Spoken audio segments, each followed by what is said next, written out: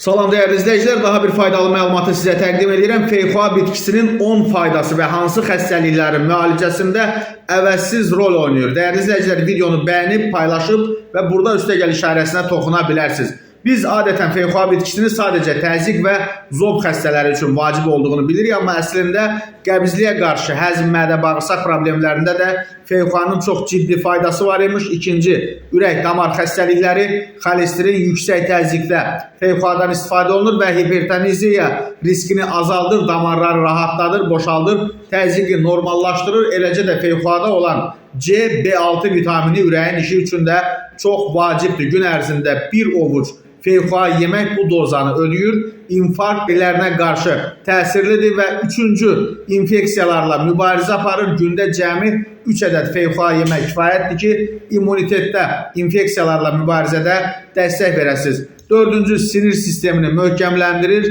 Beşinci, hamilələr üçün çox vacibdir. Feyxuada olan fol turşusu dölün yaxşı inkişafı beyni üçün vacibdir. Hamilələrdə zob, anemiya problemlərini də həll edir və hemoqlobini qaldırır.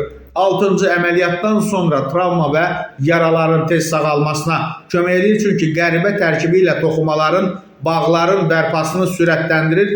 Yedinci, xərçəngdən qoruyur. Orqan toxumaların hüceyrələrini saf oksigenlə təmin edən bu meyvə sərbəst radikalları da zərərsizləşdirir və stresin izlərini silir. 8. Dəri üçün cavanlıq gözəllik mənbəyidir. 9.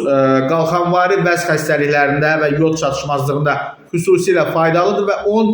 Prostatit və impotensiyaya qarşı kişilər üçün əvəzsizdir və sonsuzluğa qarşı da faydalıdır.